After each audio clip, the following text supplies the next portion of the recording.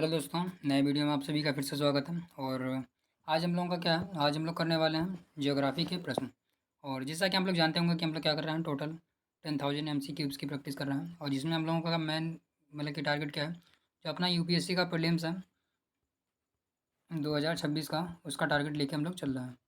तो आप लोग क्या कीजिएगा, वीडियो को लास्ट तक देखिएगा और साथ ही साथ क्या, वीडियो को लाइक और चैनल को सब्सक्राइब भी कर लीजिएगा।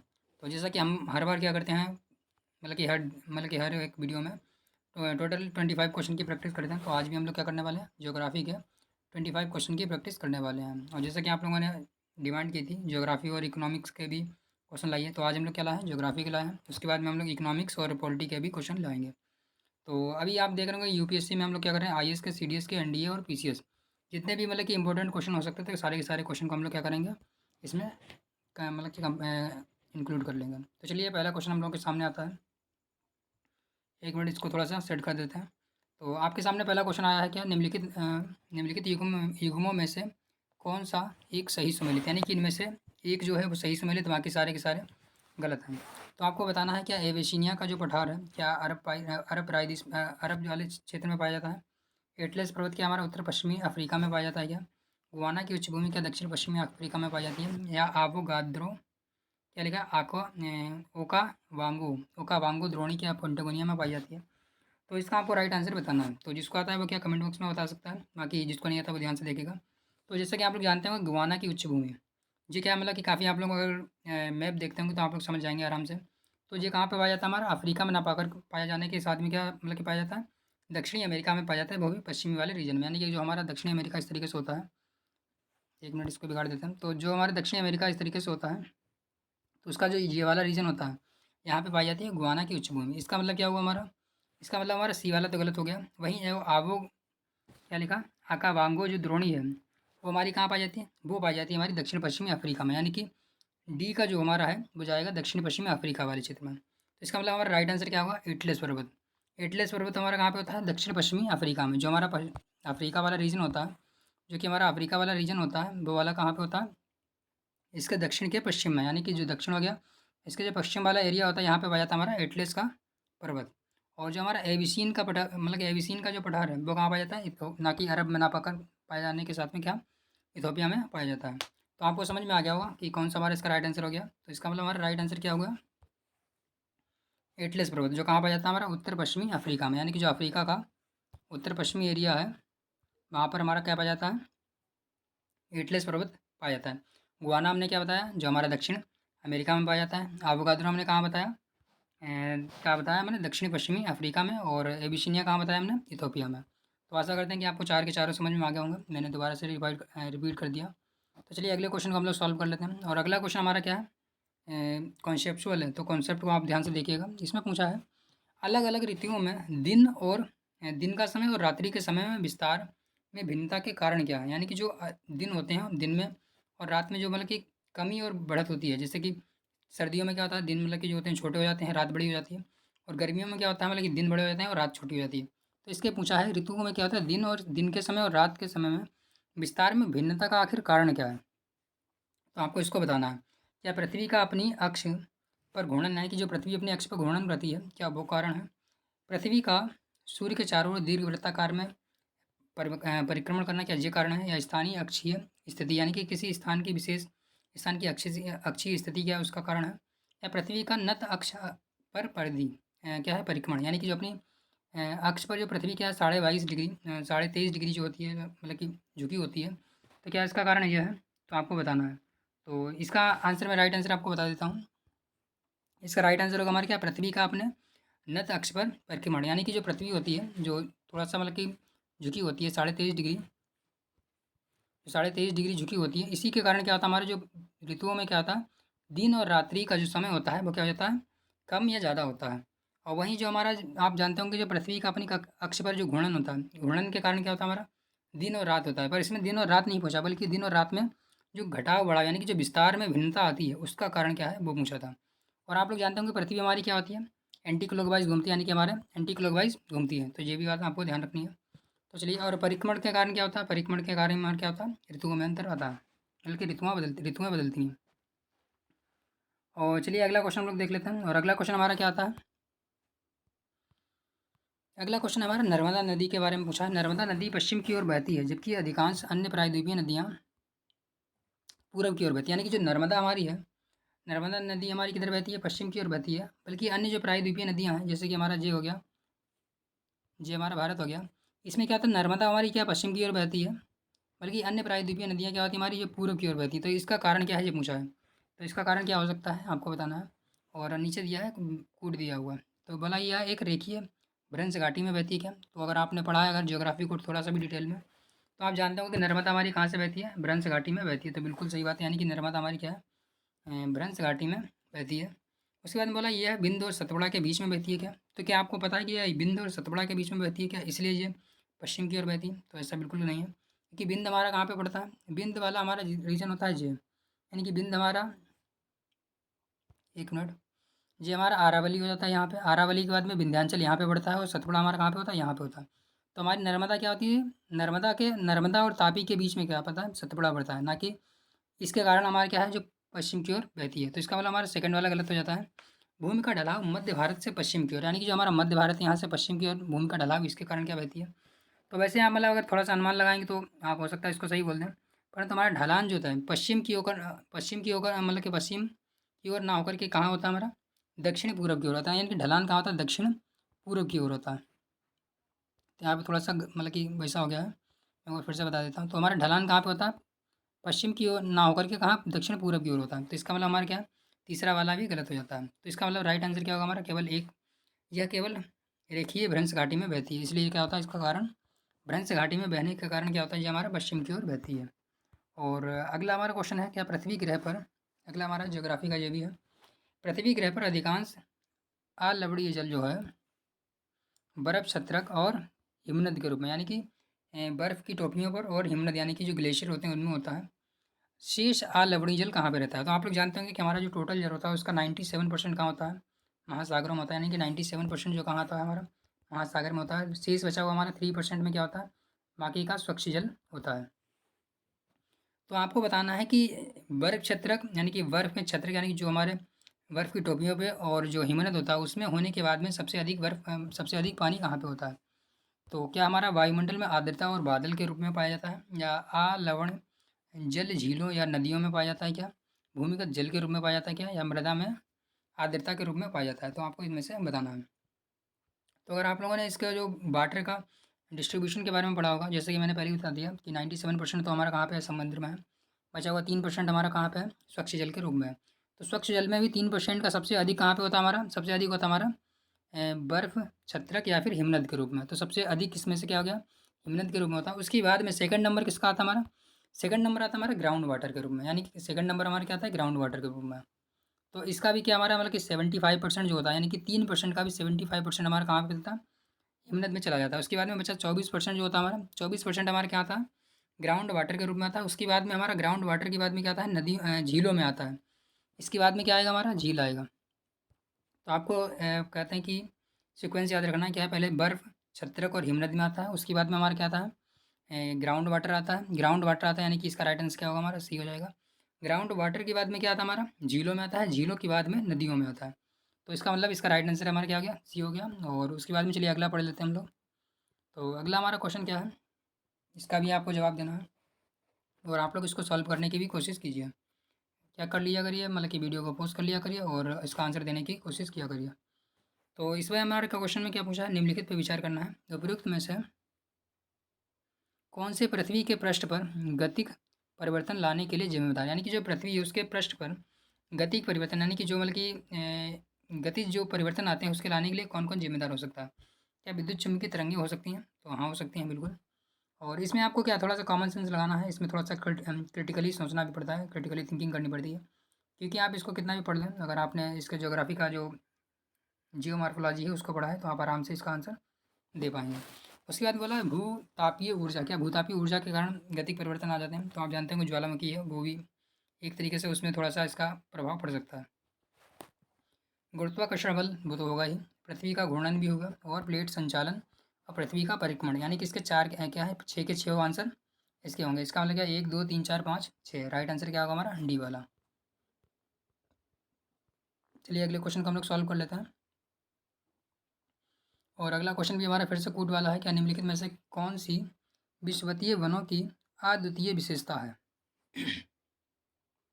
तो आपको क्या बताना है, विषुवतीय वन। विषुवतीय वन हमारे कहाँ पे पाए जाएंगे, जो हमारा होगा विषुवत रेखा और उसके आसपास में जो रीजन होता है उसमें कहाँ, उसमें क्या पाए जाते हैं, विषुवतीय वन पाए जाते हैं। तो इसकी विशेषता आपको बतानी है। क्या ये ऊंचे घने वृक्षों की विद्यमानता, जिनके कीट निरंतर बीतान होते हैं।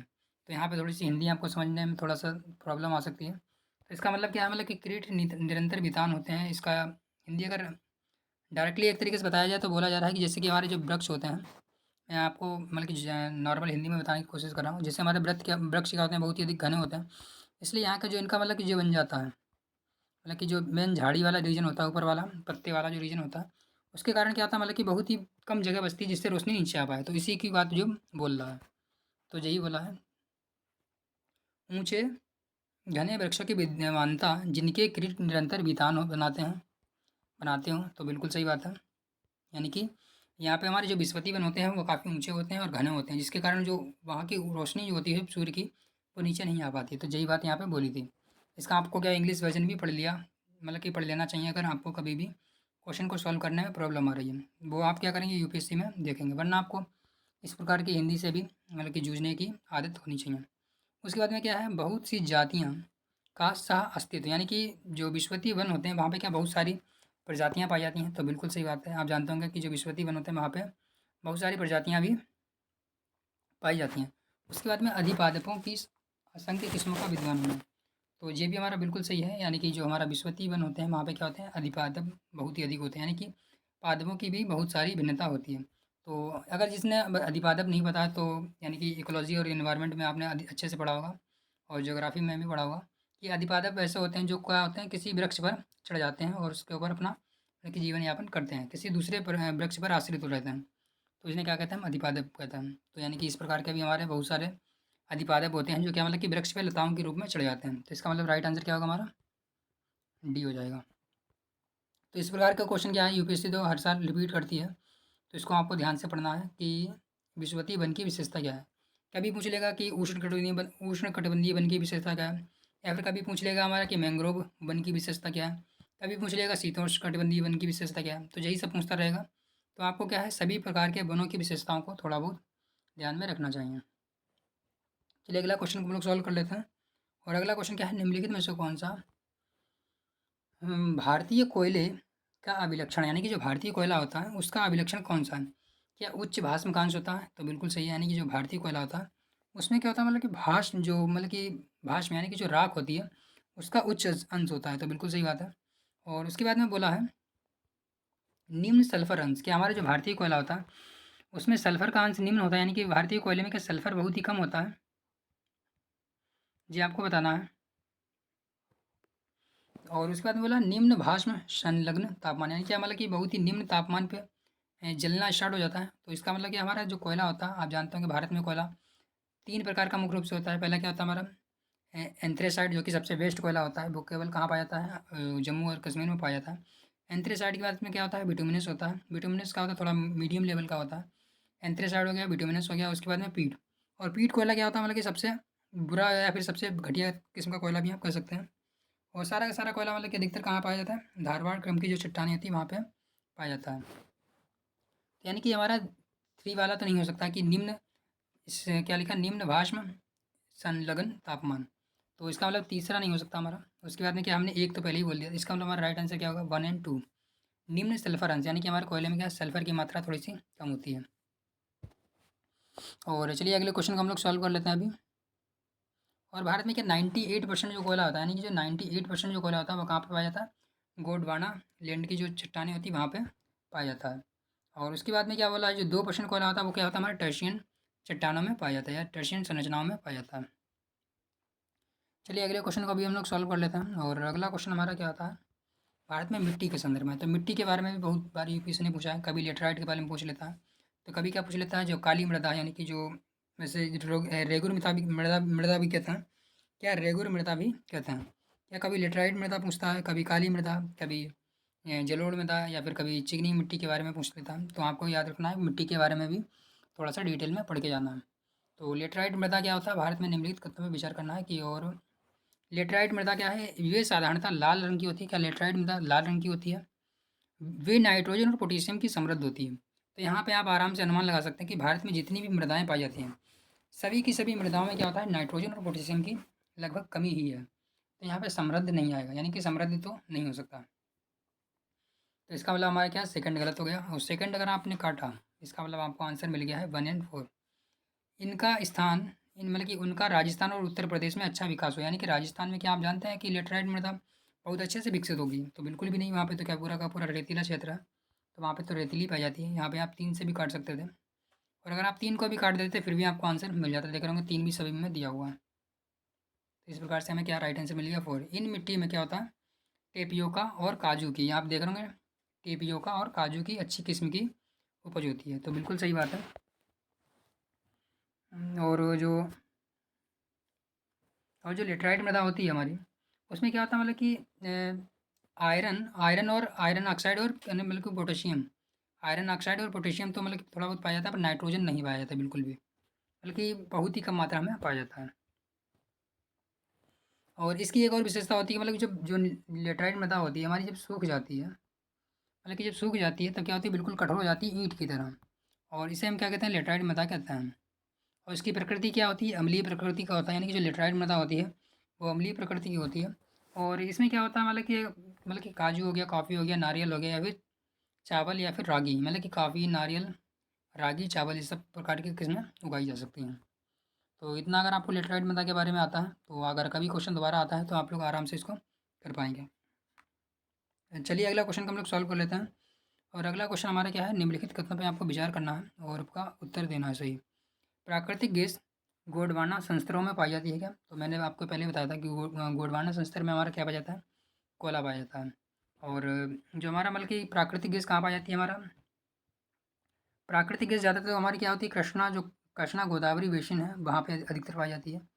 या फिर हमारा जो क्या है, बामडेर, और बामडेर की मतलब संरचनाएँ हैं, यहाँ पर भी अधिकतर पाया जाता है। तो मेन रूप से तो हमारा क्या है, कृष्णा गोदावरी का जो बेसिन है वहाँ पे पाया जाता है।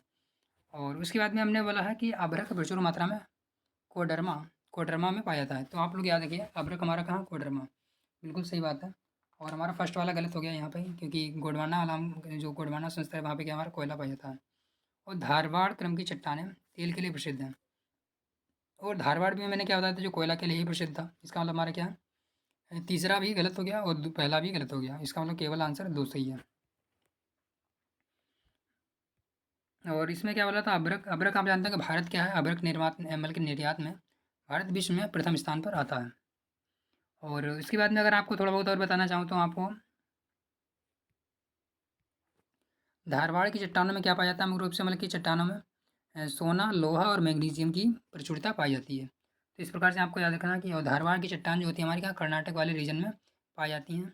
और उसके बाद में इसमें आरावली है तमिलनाडु है, या फिर नागपुर है, छोटा नागपुर को पठार है, ये सब क्या है इसमें मतलब कि इस प्रकार की चट्टानें वहाँ पाई जाती हैं। तो चलिए अगले हम लोग सॉल्व कर लेते हैं अगला क्वेश्चन। और अगला क्या हमारा, खरीफ की फसल, ये मतलब कि नॉर्मल सा क्वेश्चन है। अगर आपने नॉर्मल भी ज्योग्राफी पढ़ी तो इसको आप आराम से आंसर दे पाएंगे। बोला है खरीफ की किस्म की फसल कौन है, तो अगर आप यहाँ पे थोड़ा सा भी निकाल लें कि इसमें से एक अगर आप निकाल लेते हैं कि राबी की फसल कौन सी, तो आप आराम से इसका निकाल लेंगे। आप जानते हैं कि गेहूँ की फसल क्या हमारी राबी की फसल है। इसका मतलब हमारे 4 काट दें, 4 काटते ही हमें बस क्या बच गया अभी, 1 2 3 या फिर 2, ये आपको अब बस देखना है कि 1 है या नहीं है। तो 1 आप जानते हैं, कपास बिल्कुल हमारी क्या है, खरीफ की फसल है। कपास हो गया, मूँगफली हो गया, धान हो गया, ये 3 की तीनों क्या हमारी खरीफ की फसल है। इसका मतलब हमारा राइट आंसर क्या होगा, 1 2 एंड 3। तो इस प्रकार से हमारा क्या हो गया, राइट आंसर हो गया। और अगर इसके बारे में मैं आपको थोड़ा सा और डिटेल में बताना चाहूँ, तो हमारी जो मतलब कि खरीफ की फसल होती है, खरीफ की फसल में क्या होता है खरीफ की फसल में मुख्य रूप से क्या आता है, मतलब कि और भारत में मतलब आप जानते हैं खरीफ फसल जो है, मतलब कि भारत में मुख्य रूप से क्या 3 प्रकार की फसलें होती हैं। ये तो आपको नॉर्मली पता होगा। पहली क्या हमारी राबी होगी, दूसरी खरीफ और तीसरी जायद। और राबी हमारी क्या आती है, वो मान लिया कि मतलब कि ग्रीष्मकालीन होती है एक तरीके से। और राबी मतलब कि अक्टूबर और दिसंबर में बोई जाती है, और मई और जून जून और अप्रैल में काट ली जाती है। और राबी में मुख्य रूप से मैंने क्या बताया, गेहूँ हो गया, गेहूँ के बाद में क्या हो गया हमारा, उम, गेहूँ के बाद में हमारा क्या हो गया, अभी बताता हूँ मैं, 1 मिनट रुक जाइए, थोड़ा सा मैं चेक कर लेता हूँ।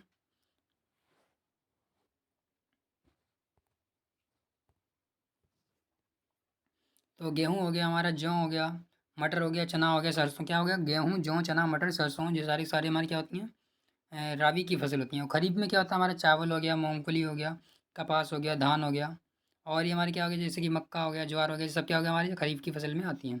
और वहीं जो हमने बताया जायद में मुख्य रूप से क्या हमारी सीजनल फसलें होती हैं, जैसे कि हमारा ककड़ी हो गया, खरबूजा हो गया, तरबूज हो गया, ये सब हमारे क्या आते हैं जायद की फसल में आते हैं। और इनकी बुआई मतलब कि जो हमारी खरीफ और रबी जो फसल होती है इनके बीच में ही किया जाता है। तो हमारा ये नॉर्मल सा छोटी सी चीज़ थी, उसको आपको ध्यान रखना था।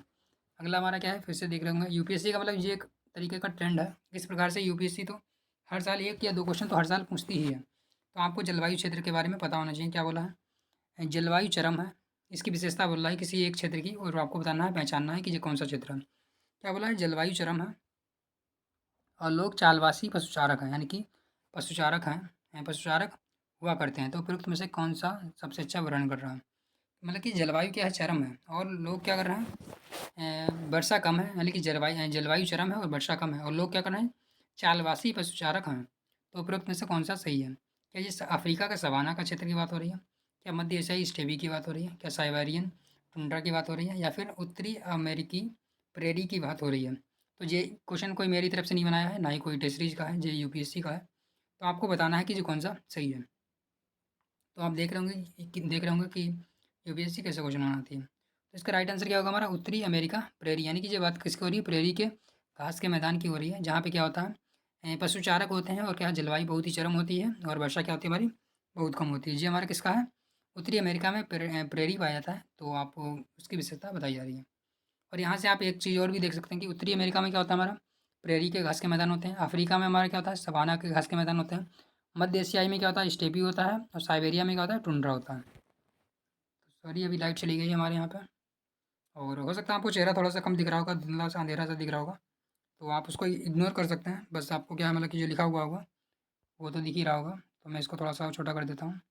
अभी आप बताइए, मैं इसको हटा देता हूँ क्योंकि चेहरा बिल्कुल अंधेरा दिख रहा है, क्योंकि लाइट चली गई है। चलिए इसको मैं हटा ही देता हूँ।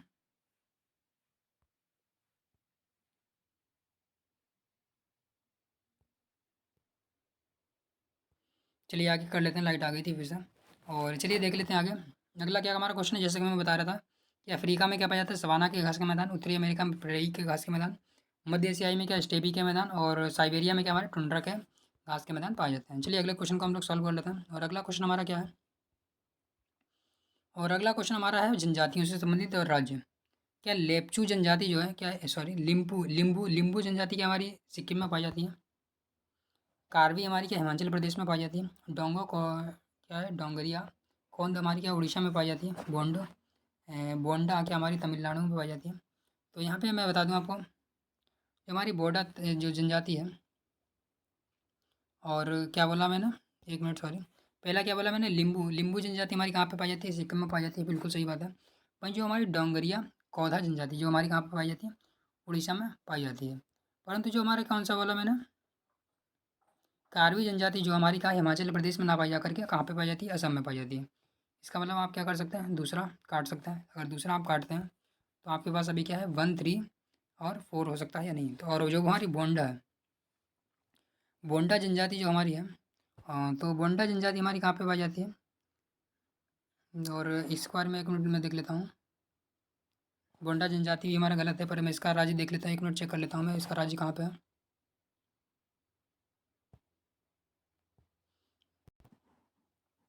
तो जो हमारी बोंडा जनजाति होती है, इसके बारे में मैंने अभी चेक किया जब बोंडा जनजाति के बारे में, तो बोंडा जनजाति भी हमारी कहाँ पे उड़ीसा में ही पाई जाती है। बोंडा जनजाति और डोंगरिया कोधा जनजाति ये भी हमारी क्या उड़ीसा में, यानी कि दोनों जनजाति हमारी कहाँ की, उड़ीसा की है। लिम्बू हमारी सिक्किम की है, और कार्बी हमारी कहाँ की है, असम की है। और ये क्या हमारी पीवीटीजी का मतलब होता है पार्टिकुलरली वल्नरेबल ट्राइबल ग्रुप्स। तो ये इसको मतलब कि एक विशेष श्रेणी के ट्राइबल ग्रुप होते हैं उसमें रखा जाता है। तो आपको पता लग गया होगा क्या, लिम्बू हमारी सिक्किम की है, कार्बी हमारी असम की है, डोंगरिया कोधा और बोंडो डोंगरिया कोडा और बोंडा ये हमारी कहाँ की, उड़ीसा की जनजातियाँ हैं। चलिए अगले क्वेश्चन को सॉल्व कर लेते हैं हम लोग। और अगला क्वेश्चन हमारा क्या है, तड़ित झंझा, यानी कि जो हमारा बिजली चमकती है उसके बारे में पूछा। तड़ित झंझा के दौरान आकाश में तड़ित किनके द्वारा उत्पन्न होती है, ये पूछा है क्यों उत्पन्न होती है। क्या ये हमारे कपासी आकाश में कपासी वर्षा मेघ के मिलने से होती है, यानी कि जो बादल होते हैं कपासी वर्षा मेघ उनके कारण होती है क्या। तड़ित से जो मेघ वर्षा मेघों को पृथक करते हैं, यानी कि तड़ित से जो क्या है वर्षा मेघों को पृथक करते हैं, या फिर हवा और जल के कणों के ऊपर की ओर तीव्र चलन से होता है। तो इनमें से कौन सा कारण है जो हमारा तड़ित झंझा, यानी कि जो हमारा बादल बन मतलब कि सॉरी क्या बोला, जो आकाश में बिजली चमकती है उसका कारण क्या है, तो आपको ये बताना है। तो इसमें से जो हमारे तीन के तीनों कारण दिए हैं, यानी कि तीन के तीनों कारण गलत है, इनमें से कोई भी हमारा सही नहीं है। तो इसका राइट आंसर क्या होगा, डी, उपयुक्त में से कोई भी सही नहीं है। और तड़ित झंझा यानी कि जो हमारी बिजली बनती है, इसके मुख्य रूप से कारण होता है जो हमारे जो बादल होते हैं उनके ऊपर जो आयन हो जाते हैं, यानी कि नीचे ऊपर क्या होता है हमारे निगेटिव हो जाते हैं, और ऊपर क्या होगा हमारा पॉजिटिव, ऊपर निगेटिव होगा, और सॉरी ऊपर क्या होगा पॉजिटिव होगा और नीचे क्या होगा हमारा निगेटिव आ जाता है। जब ऐसा हो जाता है तो इसमें क्या होता है आपस में मतलब कि इंटरचेंज होने लगता है, तो जिससे क्या हो जाता है मतलब कि तड़ित झंझा हो जाती है। वैसे तो मतलब कि कॉन्सेप्ट थोड़ा सा बड़ा है, मैं आपको मतलब कि नॉर्मली बता रहा हूँ, जैसा कि धनायन और ऋणायन इनका आपस में मतलब कि कहते हैं कि मतलब कि कहते हैं आपस में थोड़ा सा मिलन हो जाता है, यानी कि मिलते हैं जब आपस में, तो इसी कारण से क्या हो जाता है तड़ित झंझा बनता है। वैसे तो इसका मतलब कि थोड़ा सा डिटेल में कॉन्सेप्ट हो जाएगा, वो थोड़ा कभी फिर से देखेंगे। तो चलिए अगले क्वेश्चन को हम लोग सॉल्व कर लेते हैं। निम्नलिखित द्वीपों के युग्मों में से कौन सा एक 10 अंश यानी कि 10 डिग्री जलमार्ग को द्वारा आपस में पृथक करता है। तो आप लोग जानते होंगे कि अंडमान को निकोबार जो द्वीप समूह है उसको कौन अलग करता है, 10 डिग्री चैनल अलग करता है। तो इसका राइट आंसर क्या होगा हमारा अंडमान एवं निकोबार द्वीप समूह, जो क्या करता है 10 डिग्री चैनल के द्वारा अलग होता है। और अगला क्वेश्चन हमारा क्या था, एक यदि अंतर्राष्ट्रीय महत्व की किसी आर्द्रभूमि को मॉन्ट्रियल रिकॉर्ड के अधीन लाया जाता है तो इसका क्या अभिप्राय, यानी कि कोई अगर अंतर्राष्ट्रीय महत्व की आर्द्रभूमि है उसको अगर मॉन्ट्रियल रिकॉर्ड के अंदर लाया जाता है, इसका महत्व क्या है। तो आप जानते होंगे कि मॉन्ट्रियल एक रिकॉर्ड होता है, यानी कि एक डेटाबेस होता है, उसमें क्या होता है सारी की सारी जो महत्वपूर्ण आर्द्रभूमियाँ होती हैं उनको अगर खतरा हो रहा है तो उसकी सुरक्षा के लिए जो होता है उसको मॉन्ट्रियल रिकॉर्ड में शामिल कर लिया जाता है। तो इसमें क्या लिखा, मानवीय हस्तक्षेप के परिणाम स्वरूप आर्द्रभूमि में पारिस्थितिकी स्वरूप में परिवर्तन हो गया है या हो रहा है या होने की संभावना है, तो उसे हम क्या करते हैं मॉन्ट्रियो रिकॉर्ड में शामिल कर लेते हैं। तो मॉन्ट्रियो रिकॉर्ड में शामिल कर लेते हैं। अगला क्या हमारा बोला है, जिस देश ने आर्द्रभूमि अवस्थित है उस आर्द्रभूमि के कोर से 5 किलोमीटर दायरे के मानवीय क्रियाकलाप को निषेध करना, ऐसा नहीं है। आर्द्रभूमि का बचाव रहना आसपास वाले कातापी समुदाय के क्या सांस्कृतिक प्रथाओं और परंपराओं पर निर्भर है, और इसलिए उनके अंदर सांस्कृतिक विविधता को नष्ट नहीं किया जाना, ये इससे भी संबंधित नहीं है, ना ही विरासत स्थल की स्थिति का प्रदान करना, तो हमारा ये भी गलत हो जाता है। तो चलिए अगले क्वेश्चन को हम लोग सॉल्व कर लेते हैं। और अगला क्वेश्चन हमारा क्या आएगा, 1 मिनट, चलिए अगले क्वेश्चन का भी 1 मिनट लाता हूँ मैं, और इसको आप लोग क्या कीजिए वीडियो को पॉज करके इसका आंसर देने की कोशिश कीजिएगा।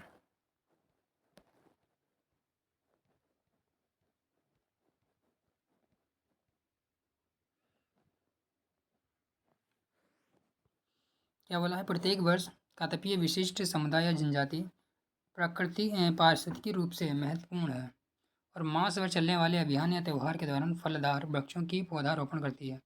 कौन सी ये समुदाय, यानी कि बोला है एक ऐसा समुदाय है जो क्या करता है, यानी जनजाति है, वो क्या करता है एक वर्ष में क्या 1 माह के लिए एक ऐसा त्यौहार मनाता है, उस त्यौहार में वो क्या करता है पेड़ यानी कि पौधों का रोपण करता है। तो वो कौन सा जनजाति समुदाय है, तो आपको इसका आंसर बताना है। तो क्या है, भूटिया लेप्चा है क्या, किरुला तोड़ा है क्या, गोंड या फिर कुर्गी है क्या, सहारिया या अघारिया है। तो इसका राइट आंसर क्या होगा हमारा, इसका राइट आंसर होगा हमारा गोंड और कुरू। ये ऐसी जनजाति हैं जो क्या करती हैं, मतलब कि जो एक मास भर में यानी कि वर्ष में एक बार ऐसा महीना आता है, उसमें ये लोग क्या करते हैं कि मतलब कि जो वृक्ष होते हैं उनका रोपण करते हैं। और मैं एक चीज़ देख रहा था जो कि मैंने इससे पहले अपने क्वेश्चन जो पढ़ा है इसके बारे में, तो जो क्या वाला मॉन्ट्रियो रिकॉर्ड था इसके बारे में मैं थोड़ी सी और डिटेल में बताना चाह रहा था। तो मॉन्ट्रियो रिकॉर्ड में अभी क्या है, वर्तमान में केवल भारत की 2 आर्द्रभूमियाँ ही हैं। पहली तो हमारी जो सबसे पहले क्या आई थी, चिल्का झील जो आई थी वो हमारी मॉन्ट्रियो रिकॉर्ड में है, और दूसरी हमारी क्या है केवलादेव झील है, केवलादेव राष्ट्रीय उद्यान, ये हमारी एक क्या है चिल्का झील है, दूसरी केवलादेव राष्ट्रीय उद्यान जो आर्द्रभूमि है ये हमारे क्या है मॉन्ट्रियो रिकॉर्ड में शामिल है। और यही मैं 2 आपको बताना चाह रहा था जो कि हमारी भारत की है। चलिए अगले क्वेश्चन को अभी बता देता हूँ। और अगला क्वेश्चन हमारा क्या था, भारत में चंपा समुदाय चंगपा है, ध्यान से पढ़िएगा, आप क्या लिखा है चंगपा। भारत में चांगपा समुदाय के संदर्भ में निम्नलिखित कथनों पर विचार करना। वे मुख्यतः उत्तराखंड के राज्य में होते हैं, यानी कि क्या चांगपा जो हमारे उत्तराखंड में पाए जाते हैं क्या, ये वे अच्छे किस्म के ऊन देने वाले पश्मीना बकरों और बकरियों को पालते हैं। उन्हें अनुसूचित जनजाति की श्रेणी में रखा जाता है। तो आप नाम से तो समझ ही रहे होंगे कि ये जनजाति ही है, तो इसका मतलब 3 तो हमारा सही है। तो अगर 3 सही है तो इसका मतलब क्या, अभी हमने 1 काट पाया है। उसके बाद मुझे अच्छे किस्म के ऊन देने वाले पश्मीना बकरियों को पालते हैं। तो हमारा क्या हो जाता है, ये भी हमारा सही हो जाता है। इसका मतलब क्या हो गया हमारा, इसका मतलब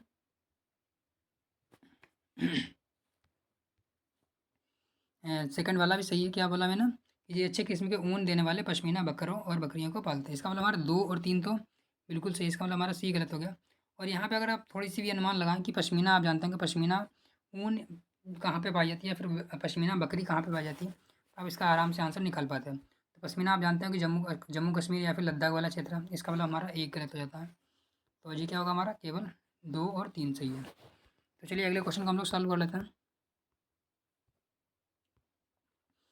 और अगला क्वेश्चन हमारा क्या अभी चल रहा है, 19 क्वेश्चन चल रहा है, 18 होगा शायद।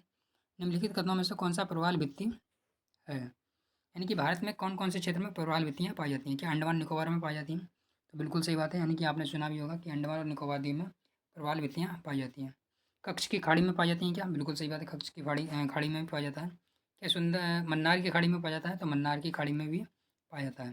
क्या सुंदरबन में पाया जाता है, तो यहाँ पे आप अगर 1 2 3 4 करेंगे लाइन, मतलब कि जैसे कि ना कि आप लोग करते हैं कि 4 के चारों सही होंगे, तो यहाँ पे आप धोखा खा जाएंगे। यहाँ पे 4 के चारों हमारे सही नहीं है। सुंदरबन हमारा क्या है, प्रवाल भित्तियों के लिए नहीं है, किसके लिए है, मैंग्रोव के लिए है। तो क्या हो गया हमारा, ये वाला गलत हो गया। यानी कि सुंदरबन का जो एरिया है वो प्रवाल भित्तियों के लिए ना होकर के कहाँ पे होता है, वहाँ पे मैंग्रोव पाया जाता है। तो इसका मतलब हमारा 4 गलत हो जाता है। और ये अगर आपने 1 2 3 4 इसमें लगा दिया तो सारे के आल जो मतलब कि आल ऑफ दीज अगर कर दिया तो गलत हो जाएगा। इसका मतलब हमारा 4 गलत है और 1 2 3 सही है। और चलिए अगले क्वेश्चन को हम लोग सॉल्व कर लेते हैं। और अगला क्वेश्चन हमारा आता है,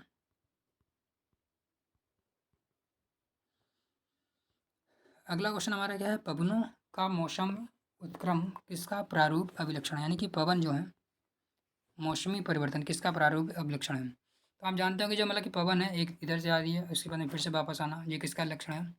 और अगर आपने थोड़ा सा भी इंडियन ज्योग्राफी को भी पढ़ा है तब भी आप आराम से इसका आंसर निकाल पाएंगे कि भारत का जो रीजन होता है, यानी कि जो भारत का रीजन होता है, भारत का रीजन होता है ये वाला। और आप जानते हैं कि यहाँ से हमारे मानसून आता है और यहाँ से चढ़ता है और इस तरीके से पूरे भारत में फैल जाता है। उसके बाद में जब मतलब कि सर्दी का मौसम आता है या फिर जब मानसून लौटता है तो हमारा क्या होता है, यहाँ से फिर से लौट के चला जाता है। इसका मतलब क्या है, ये हमारा कौन सी जलवायु है, मानसून प्रकार की जलवायु है जो कि मौसमी परिवर्तन करती है। और अगर आपने मानसून के बारे में डेफिनेशन भी पढ़ी होगी तभी उसमें यही बोला जाता है, ऐसी पवनें जो कि आपने मतलब कि मौसम में उत्क्रमित होती हैं, उत्क्रमण जिसका प्रारूप है।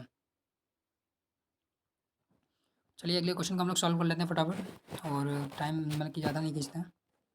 और अगला क्वेश्चन हमारा क्या है, निम्नलिखित नदियों पर विचार करना है, उपरोक्त में से कौन सी अरुणाचल प्रदेश से होकर के बहती है। तो आपको बताना है उपरोक्त में से कौन सी नदी जो हमारी है अरुणाचल प्रदेश से होकर के बहती है। क्या बराक नदी हमारी अरुणाचल प्रदेश से होकर बहती है, क्या लोहित या सुबनसिरी, क्या इन तीनों में से कौन कौन सी जो हमारे अरुणाचल प्रदेश से होकर के बहती हैं। जो हमारी मतलब कि बराक नदी है इसके बारे में मैं बता देता हूँ। बराक नदी हमारी कहाँ पे होती है, जो हमारा नॉर्थ ईस्ट वाला रीजन होता है, यहाँ पे क्या इसमें जो सिक्किम वाला रीजन होता है, तो बराक नदी हमारी सिक्किम से बहती है। बाकी लोहित और सुबनसिरी दोनों क्या होती है हमारी अरुणाचल प्रदेश से होकर के बहती हैं।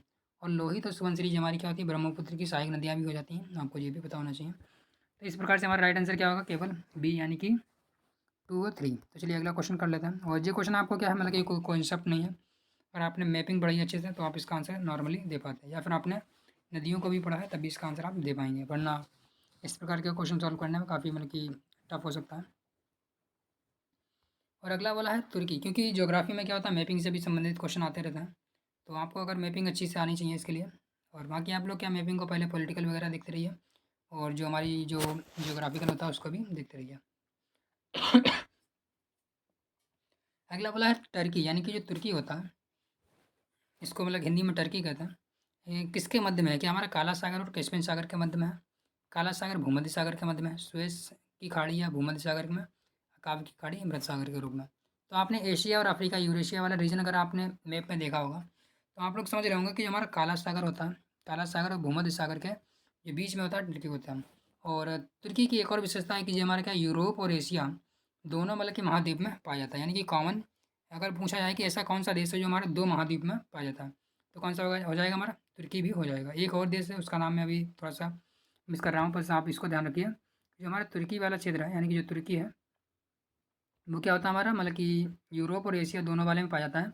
और अगर पूछा जाए कि किन 2 देशों के मतलब कि किन 2 जलों के बीच में होता है, तो काला सागर और भूमध्य सागर के रूप में, यानी कि काला सागर और भूमध्य सागर के बीच में पाया जाता है।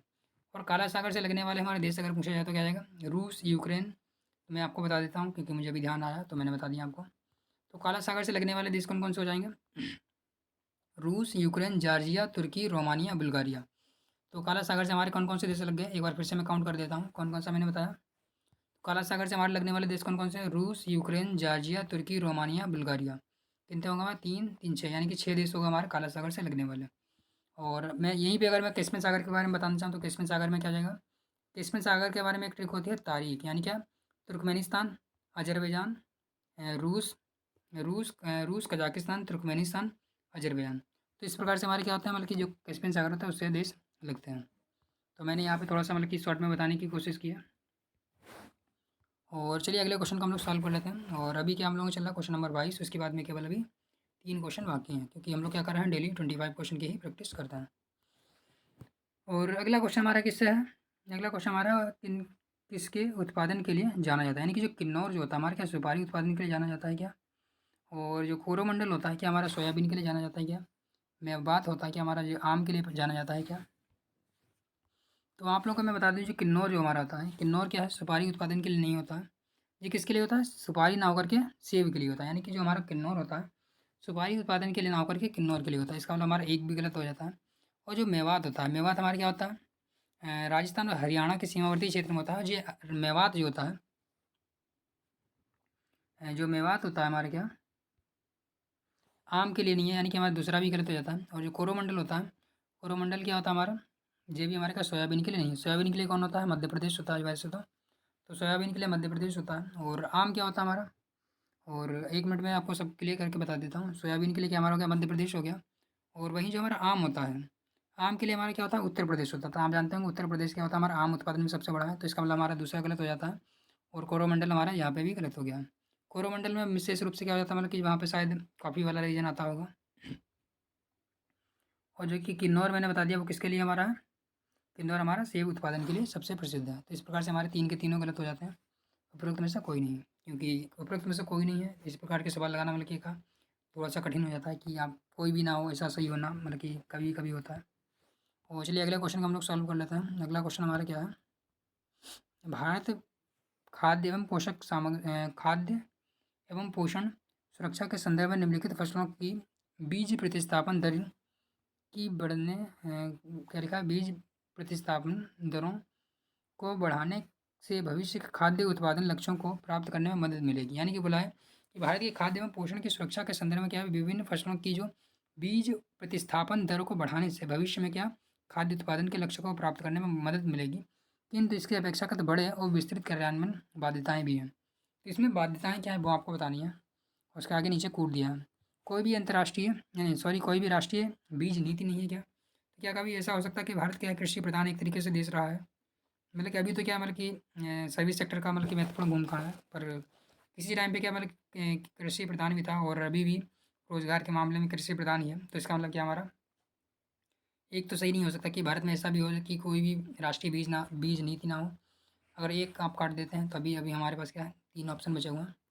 और बोला है निजी क्षेत्र की बीज कंपनियों की उद्यान कृषि फसलों को की रोपण सामग्री और सब्जियों की गुणवत्ता वाले बीजों की पूर्ति में कोई सहभागिता नहीं है। तो बोला कि जो निजी क्षेत्र है उसकी कोई भी भूमिका नहीं है कि फसल और सब मतलब कि फसलों और सब्जियों के उत्पादन की गुणवत्ता बढ़ाने में। तो क्या कभी ऐसा हो सकता है कि निजी क्षेत्र हमारे फसल या फिर जो फल हैं या फिर जो सब्जी हैं उसका उत्पादन में कोई भी भूमिका ना निभाते हैं? तो गलत हो जाता है इस बार दोबारा भी हमारा गलत हो जाता है।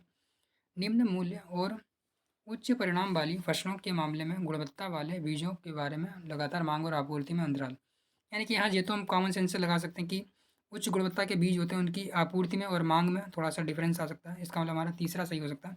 परंतु दूसरा तो हमारा क्या मतलब कि दूसरा और पहला, तो आप अगर पढ़ा भी ना हो इस क्वेश्चन को, अगर मैंने पढ़ा भी ना होता फिर भी मैं इसका आंसर निकाल देता। मतलब कि इस प्रकार के क्वेश्चन को आपने पढ़ा भी ना फिर भी आप इसका आंसर आराम से निकाल पाएंगे। क्योंकि अगर आपने इसको पढ़ लिया उसके बाद में अगर आप अपना कॉमन सेंस भी लगाएंगे कि कोई भी, क्या भारत जैसा इतना विशाल देश है और उसमें क्या है कृषि प्रधान मुख्य रूप से देश है, तो क्या कभी ऐसा हो सकता है कि कोई भी राष्ट्रीय बीज नीति नहीं होगी? तो यानी कि एक तो मैं ऐसे ही काट सकता था और दूसरा भी मैं इस हिसाब से काट सकता था कि भारत में क्या है निजी क्षेत्र को क्या मतलब कि खाद्य सामग्री में, रोपण सामग्री में या फिर जो सब्जी है उसकी गुणवत्ता के सुधार में कोई भी भूमिका नहीं है। तो दूसरा भी मैं काट सकता था। और तीसरा कॉमन सेंस से आप लगा सकते थे कि सही होगा कि उच्च गुणवत्ता वाले बीज है उसकी मांग और आपूर्ति में तो नॉर्मल सी बात है कि जो मतलब कि गड़बड़ी हो सकती है। और अगला क्वेश्चन क्या है, भारत के राज्यों का निम्नलिखित में से कौन सा एक युग्म सबसे पूर्वी है और सबसे पश्चिमी को इंगित करता है? यानी कि भारत का ऐसा कौन सा राज्य है जो सबसे पूर्व में है, सबसे पश्चिम में? तो ये तो बहुत ही ईजी क्वेश्चन है, आप नॉर्मली लगा भी सकते हैं कि भारत के सबसे पश्चिम में कौन सा है। सबसे पश्चिम में गुजरात है। सबसे पूर्व में कौन सा हमारा, सबसे पूर्व में कौन सा हमारा है? अरुणाचल प्रदेश है। पर आपको यहाँ पे ध्यान रखना है, यहाँ पे आप गड़बड़ कर सकते हैं।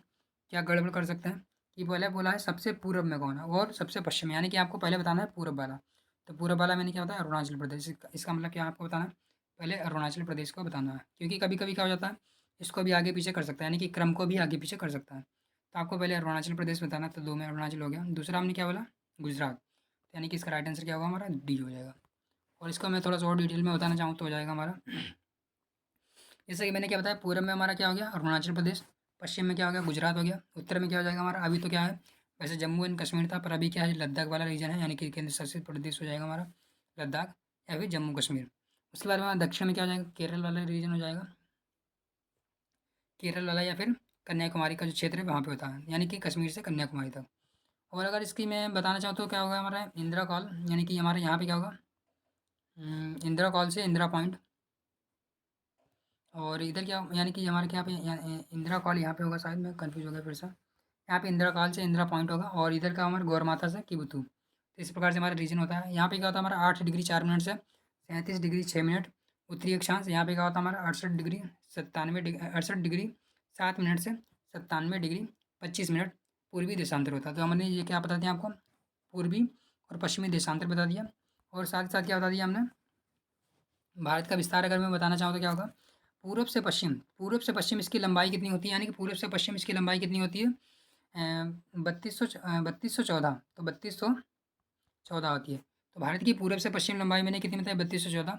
पश्चिम से पूर्व कितनी होती है, पश्चिम से पूर्व होती है 2933, 2933। और भारत का क्षेत्रफल जो होता है कितना होता है, 32,87,263 वर्ग किलोमीटर होता है। वहीं भारत की अगर क्षेत्रफल की बात की जाए तो आप जानते होंगे क्या, चतुष्कोणीय एक तरीके से होता है। तो इतना मैंने आपको बता दिया, नॉर्मली अगर आता है तो आप यहाँ से क्वेश्चन को टैकल कर सकते हैं। अगला हमारा क्या है, विश्वतीय प्रतिधाराओं, इक्वेटोरियल काउंटर करंट। विश्वतीय प्रतिधारा होती है, इक्वेटोरियल काउंटर करंट होता है। आज का जो हमारा लास्ट क्वेश्चन रहेगा कि पूर्वाभिमुख प्रवाह की व्याख्या किससे होती है, यानी कि जो भारत हमारा इक्वेटोरियल काउंटर करंट होता है उसके पूर्वाभिमुख होने की धारा, यानी कि जो पूर्व की ओर बहता है, क्यों होता है? पृथ्वी का अपने अक्ष के पृथ्वी का अपने अक्ष पर घूर्णन होता है क्या? दो विश्वतीय धाराओं का अभिसरण का कन्वर्जेंस होता है क्या? तो बिल्कुल सही बात है, दो विश्वतीय धाराएं होती हैं उनका कन्वर्जेंस होता है। दिल की लवणता का अंतर होता है, ऐसा कुछ नहीं है। विश्वतीय वृत्त के आसपास प्रशांत मंडलीय मेखला का होना, ये भी हमारा गलत है। अगर मैं बताना चाहूँ इक्वेटोरियल काउंटर करंट होगा क्या, आखिर ऐसा होता है कि मान लिया जो हमारा विषुवत रेखा, यहाँ पे मैं बता देता हूँ, एक मिनट यहाँ पे बता देता हूँ मैं, इक्वेटोरियल काउंटर करंट होता क्या है। आज का जो हमारा क्वेश्चन लास्ट रहेगा, जैसे कि हमारा ये हो गया, हमारा पृथ्वी हो गया, ये हमारी पृथ्वी हो गई, ये हमारी विषुवत रेखा हो गई। इसमें दो धाराएं बहती हैं, कौन सी, इक्वेटोरियल, इसमें दो धाराएं बहती हैं, कौन सी, विषुवतीय धारा। विषुवतीय धारा कौन सी होगी हमारी, इस तरीके से बहती है पश्चिम की ओर दोनों धाराएं, ठीक है। जब दोनों जल धाराएं हमारी इस तरीके से यानी पश्चिम की ओर बहती हैं तो फिर इसके इधर बहने के साथ ही एक ऐसी धारा हमारी इसके विपरीत अपने आप बहने लगती है, यानी कि हमारा फ्लो इधर बहता है तो इधर क्या हो जाता है, हमारा ढलान बन जाता है। इसके कारण इसकी तरफ एक अपने आप एक धारा बहने लगती है पश्चिम से पूरब की ओर। तो इसे हम क्या कहते हैं, इक्वेटोरियल काउंटर करंट। और काउंटर करंट, और ये क्या होता है हमारा पूर्वाभिमुख होता है। तो ये क्या कारण हो गया हमारा, दो विश्वतीय जलधाराओं का अभिसरण क्षेत्र होता है इसलिए। तो इसका राइट आंसर क्या होगा हमारा, बी। तो आज का हमारा टॉपिक क्या होगा, कंप्लीट होता है। बाकी आप लोग ने यहाँ पर अगर लास्ट तक देखा है तो आप लोगों का बहुत बहुत धन्यवाद। बाकी वीडियो को आप लोग लाइक ज़रूर कर लीजिएगा और चैनल को सब्सक्राइब भी कर लीजिएगा। तो चलिए मिलते हैं नेक्स्ट वीडियो में।